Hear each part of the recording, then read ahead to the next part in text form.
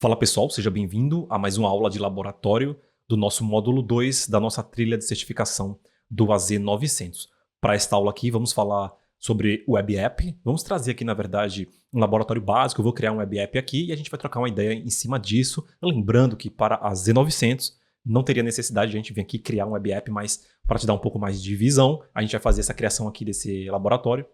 Coisa rápida, vou tirar alguns detalhes com vocês aqui, mas não vou passar por todos os itens, porque aqui para a Z900 não há necessidade. Pessoal, um recado rápido, o link da nossa comunidade no Telegram está aqui na descrição do vídeo. Se você quiser entrar lá para nós trocarmos experiência, figurinha, network e também tirar dúvidas sobre esta aula, o link está aqui na descrição. E antes da gente entrar no nosso assunto, propriamente dito, aqui está o guia dos estudos, né, o guia do estudo do exame do AZ900 da Microsoft. Eu já passei por esse link com vocês aqui várias vezes, não é a primeira vez, certo? E só para dizer, só para a gente passar aqui pelo nosso conteúdo, a gente já passou por tudo isso daqui, né, pessoal? Descrever a computação em nuvem, descrever benefícios, descrever os tipos de serviços de nuvem, vimos por módulo 2, que é o mais longo dessa prova, né? Então passamos por tudo isso daqui, certo? E aí a gente terminou aqui o módulo 2 em descrever identidade, acesso, segurança no Azure. E agora, no próximo módulo, que é o último módulo aqui do curso, a gente vai passar aqui por esta última etapa, que é a parte de gerenciamento e governança do Azure. Vamos falar ali sobre descrever o gerenciamento de custos do Azure, vamos passar por essa parte aqui, tá? Então, para as próximas aulas, vamos estar aqui neste pilar, joia? E aí acaba aqui o nosso curso de AZ900 e você vai estar aí 100% preparado para a prova, beleza? Bom, antes da gente também voltar aqui e criar o nosso Web App, eu só queria deixar aqui um detalhe para vocês importante novamente sobre identidade, né? A gente tem pesado muito aqui nessa parte do AZ900, né? Porque é um conceito que é importante você entender antes de avançar no Azure e é importante para a sua vida. Então eu falei, pessoal, que nós temos aqui, né, as funções, né, do Entra ID que a gente pode aplicar ali para os usuários. Então a gente foi ali nas funções, igual este usuário aqui, eu estou fazendo aqui o papel, né, do pessoal de segurança da informação, eu poderia aplicar aqui uma função, né, para este usuário que não tem. Ele só tinha acesso a nível de RBAC lá nos recursos, certo? E a gente pode vir aqui adicionar alguma função para ele, para que ele possa administrar e trabalhar alguma coisa a nível de Entra ID e não do escopo lá do RBAC. Eu só queria deixar claro um ponto, pessoal. É importante vocês entenderem que a nível de literatura ou acadêmico, isso aqui também é RBAC, tá? Porque o RBAC não é nada mais nada menos, na tradução, controle de acesso baseado em função. Então aqui, pessoal, a gente poderia atribuir, né, uma role, do Direct Roles aqui, para este usuário, para que ele possa atuar a nível de Entra ID, certo? A gente falou bastante isso daqui. Então aqui temos todas as funções voltadas para este usuário a nível de Entra ID, e não o RBAC a nível de recursos, né? Management Group, Subscription, Resource Group e recurso. Então, se a gente desse aqui um acesso para ele de global admin, né, ele vai ter nível de acesso aqui apenas no Entra ID. Mas, pessoal, o que eu quero dizer, só para encerrar, é que a nível de literatura e acadêmico, essas roles aqui do Entra ID também é RBAC, né? Que RBAC, na tradução, não é nada mais nada menos de controle de acesso baseado em função. Então, dependendo da função da pessoa que vai entrar na empresa, ela vai ganhar aqui uma função específica, certo? Então, poxa, ela vai ser, pessoal, vai ser uma pessoa do compliance, então vai receber uma função de compliance. Ela vai ser, enfim, ela vai administrar ali o Teams, a gente vai dar uma role de Teams. Ela vai, enfim, então, controle de acesso baseado em função. Dependendo da função dela na empresa, ela vai ganhar aqui uma função no Entra ID para poder trabalhar, certo? Eu só queria deixar isso claro. Só que dentro do mundo aqui, Microsoft Azure, para esse mundo, a Microsoft ela faz uma distinção de RBAC apenas para nível de recursos, Management Group, Subscription, Resource Group e recurso. Tá? E aqui, a nível de Tenant, de Entra ID, ela não chama RBAC, ela chama de funções aqui do Entra ID. Tá? Só que a nível de literatura, a nível acadêmico, não deixa também de ser um RBAC. É um RBAC, tá? Só que no mundo Microsoft, ela não coloca assim pra gente. Por que, Diego? Porque a nuvem dela, e quando a gente criar a nossa nuvem, a gente dá o nome que a gente quiser, né?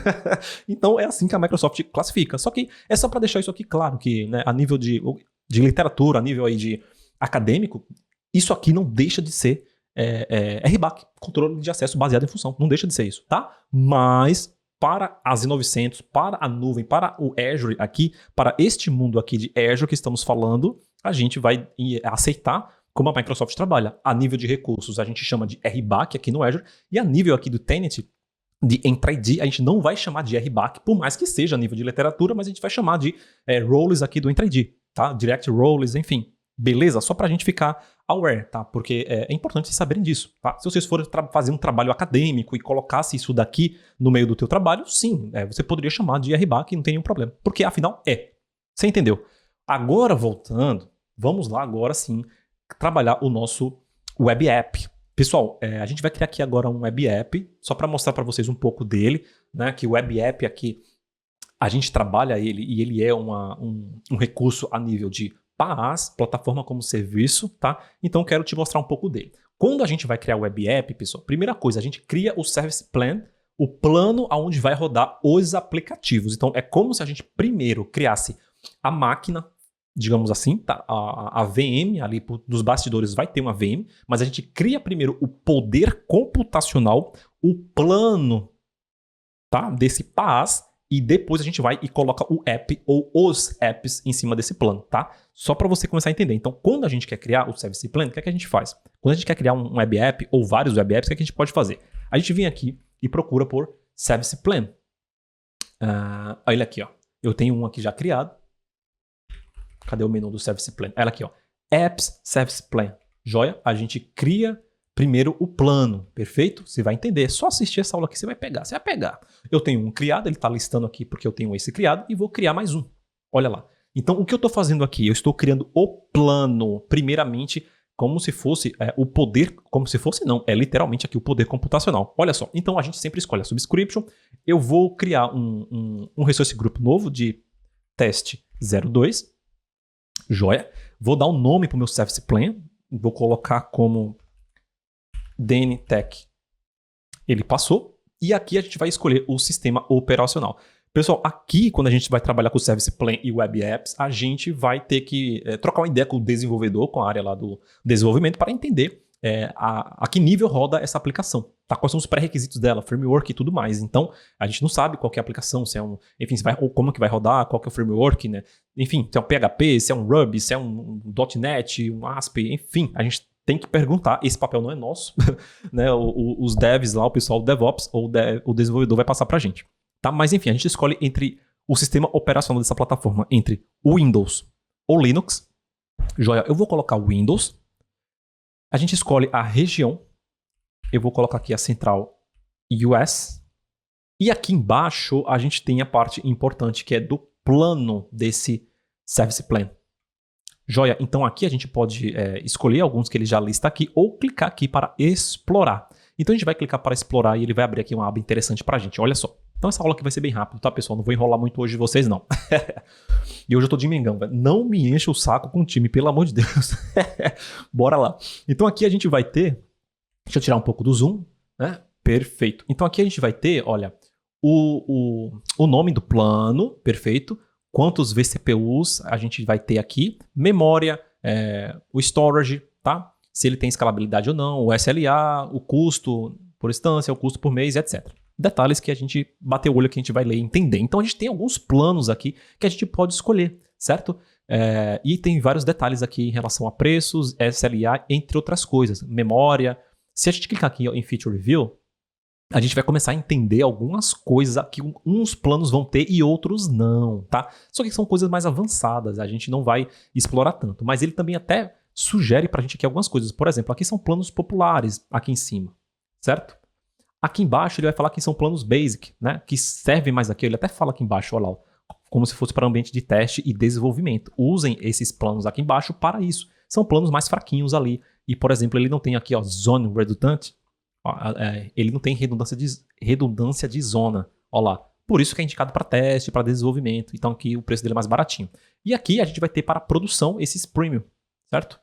E aí a gente vai ter aqui alguns preços um pouco mais elevados, tá? Mas ele tem aqui, ó, VNet Integration, redundância de zona. Você pode ter até 20 slots, que eu não vou entrar em detalhe aqui, que vai ficar para Z104, entre outras coisas. Beleza, então eu vou colocar esse standard 1 aqui, ó, só pra gente ver, selecionei meu plano, tá? O plano, basicamente, ele vai te dar ali um poder computacional, né? Então o importante de você vir aqui, mas por que eu tenho que ver plano? Por que eu não posso dar next, next, next, finish? Porque você vai entender a aplicação você vai entender a tua aplicação, entender se ela precisa de mais, principalmente vCPU, memória, né, e storage aqui, ó. Certo? Ela tem o scale ali também, ó. Não vou entrar em detalhes, mas ela tem SLA, mas principalmente vCPU e memória aqui, né, dependendo da aplicação, você tem que entender se ela precisa, como que você vai distribuir. Então, aqui é como se fosse a máquina, a plataforma. Então, se você escolher aqui, por exemplo, essa máquina aqui que tem 16 GB de memória RAM, você vai colocar ali quantas aplicações você quiser, desde que esse 16 GB de RAM consiga suportar essas aplicações que você vai subir. Não tem um limite, certo? Então, você escolhe o plano, tem 16 GB de RAM, ou, por exemplo, 32, e você vai subir quantos apps esse plano aqui conseguir sustentar. Entendeu? Essa é a ideia. Beleza? Então, vamos lá. Voltando. Então, aqui a gente vai seguir. Eu vou dar um next. A gente não vai falar de tag.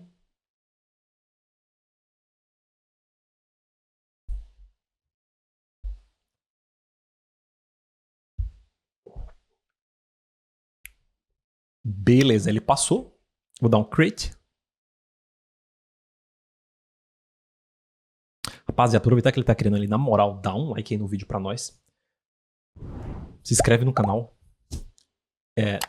Me ajuda aí a continuar trazendo conteúdos gratuitos aqui pra vocês. O que motiva muito a gente a fazer isso daqui, conteúdo de qualidade. Como essa trilha aqui de certificação do AZ900, novinha. Olha a qualidade que tá esses vídeos daí, pessoal. E 100% atualizado.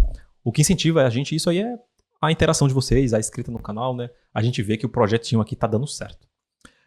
Bora lá pro recurso. Beleza. Então aqui, pessoal, criamos a plataforma, criamos aqui a máquina. Nos bastidores, pessoal, atrás disso daqui, a gente, não é segredo, a gente tem uma VM. Temos uma virtual network, uma virtual machine ali atrás. É isso. Só que a gente não tem mais acesso. Lembra das nossas aulas aqui de plataforma como serviço? Então, diferente do serverless, temos o serverless e temos o PaaS. Aqui é um PaaS, ou seja, a gente gerencia a capacidade, memória, vCPU. Acabei de escolher junto com vocês. Poxa, qual que vai ser a memória, qual que vai ser a vCPU, entende? A gente gerencia a capacidade. Quando a gente está gerenciando capacidade desta forma aqui, geralmente, na maioria das vezes, quase 95%, a gente vai cair para um PaaS e não serverless, entende? Então, lembra que a gente falou bastante também da escalabilidade automática no serverless? Aqui no PaaS a gente tem escalabilidade, mas ela é configurável, não é por natureza, como no serverless. Mas vamos lá. Então a gente tem aqui o quê? Temos só também um detalhe importante, porque a nível também de literatura e tudo mais aí, de acadêmico, toma cuidado com o termo serverless, né? Computação sem servidor, né?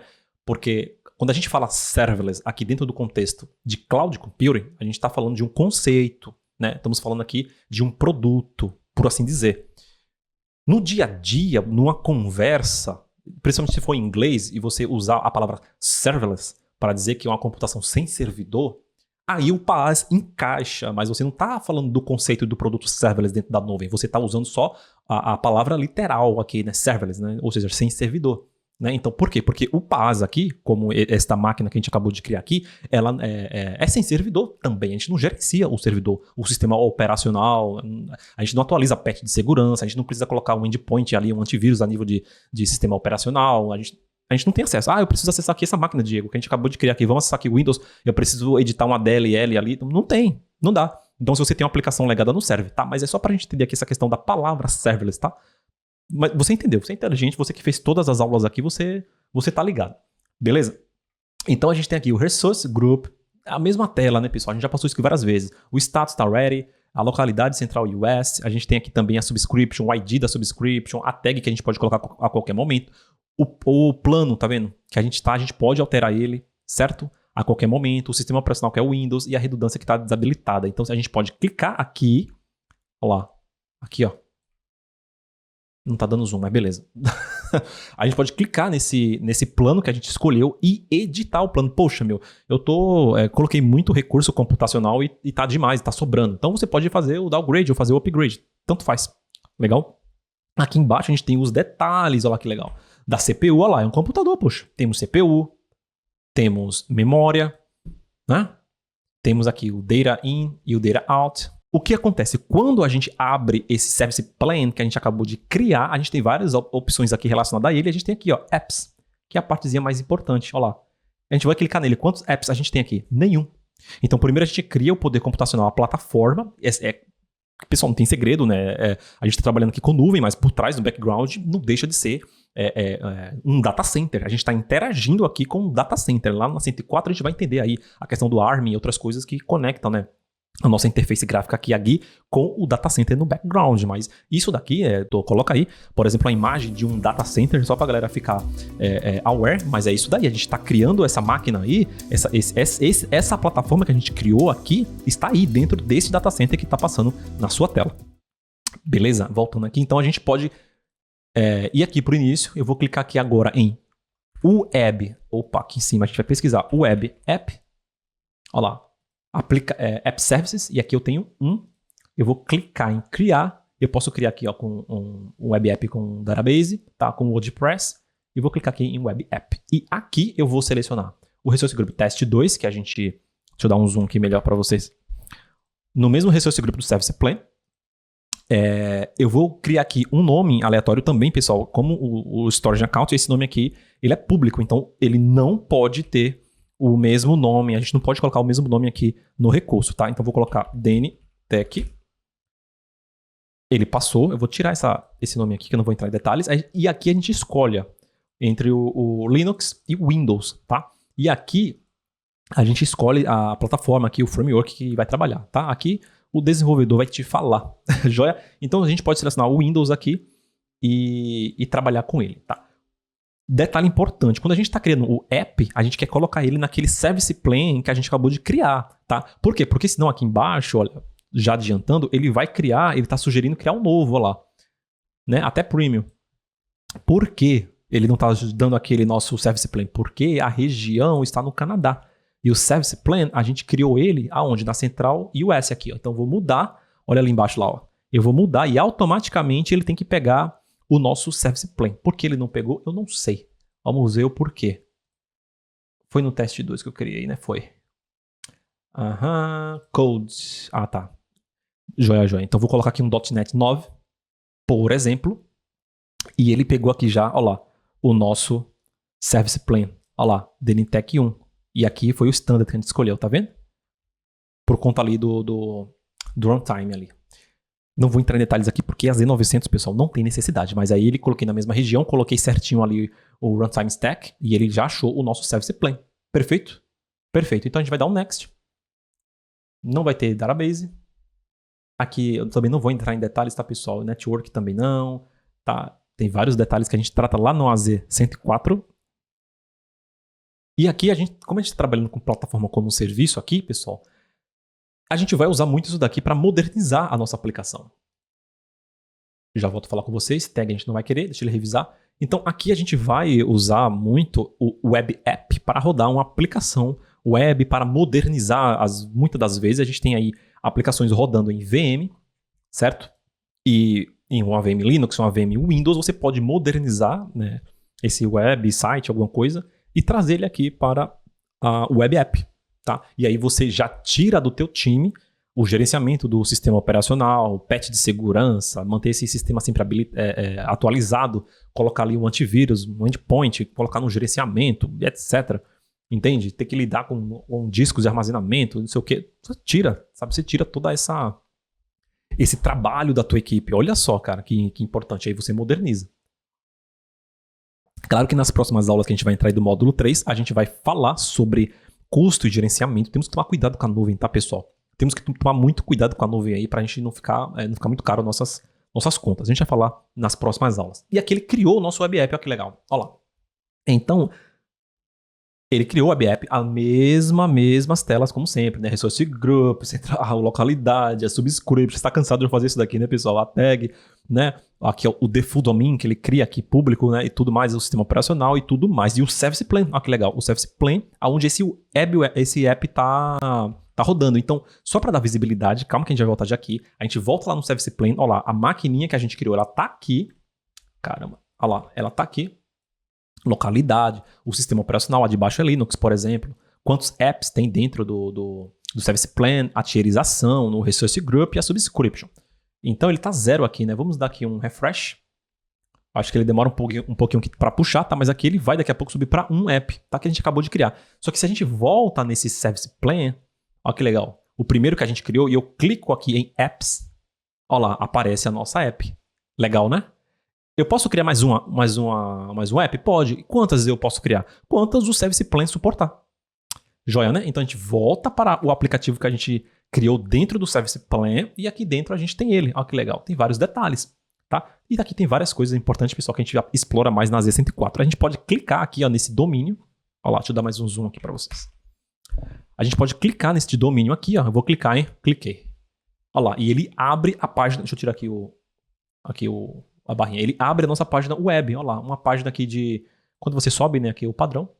Olha lá, seu aplicativo web está sendo executado, aguardando pelo seu conteúdo. A gente pode editar ali, colocar, enfim, quando a gente já vai trabalhar com isso daqui em produção, geralmente, pessoal, a gente conecta aqui um GitHub, um Azure DevOps, né? Coloca aí numa esteira e tudo mais, e a gente acaba conectando o código aqui através do GitHub, do Azure DevOps, entre outra plataforma, tá? Então é bem bacana mesmo, bem legal. E aí ele já sai rodando na tua aplicação. Diego, mas cadê o sistema operacional? Como é que eu faço para atualizar os patches de segurança?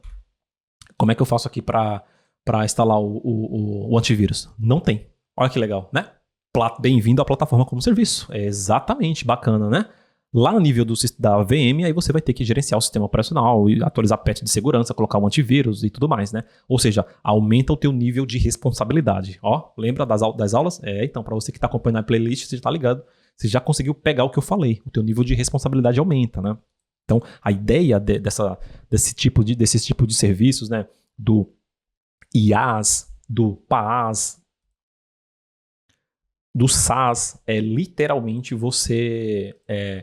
isso aqui mexe com o nível de responsabilidade. Lembra da nossa aula lá no início? Exatamente, né? Ou seja, como eu sou numa plataforma como serviço, agora eu não tenho um sistema operacional. Ou seja, diminui o meu nível de responsabilidade e aumenta o do provedor de nuvem. Tem aqui a aula, tá aqui a aula aí no... Mas aqui na Dentec a gente não vai fazer as coisas correndo desesperadamente. Ah, não, Diego, me faz um curso aí de tirar a certificação do AZ900 em 2 dias. Não vamos ter esse tipo de coisa aqui. Se você está procurando essas coisas de desesperado para tirar as certificações, desesperado para aprender as coisas, infelizmente não vai, ou felizmente, na verdade, não vai ter aqui no canal, tá? A gente vai aprender. Aqui a gente vai aprender. Aqui você vai aprender cloud. Se você não quiser aprender, então realmente você vai para outro canal, mas aqui você vai aprender. Aqui a gente vai passar as coisas devagar e explicando detalhadamente, porque a minha missão aqui é ensinar cloud, a ensinar o Azure com qualidade, de uma forma que você realmente aprenda. Porque você vai chegar lá na frente, pessoal, diante de uma empresa, você vai receber um projeto e você vai ter que saber o que fazer. Tá? Não adianta correr atrás de certificação se você não conseguir absorver o conteúdo. Não adianta, não vai por esse caminho. Vai dar ruim, cara, vai dar ruim. Você vai chegar na empresa, vão te passar um projeto e você vai ficar, poxa, essa parte aqui eu não sei. Exatamente porque muita gente aqui quer correr desesperadamente só para ter uma certificação. Toma cuidado. Não seja refém do ChatGPT. Dentec,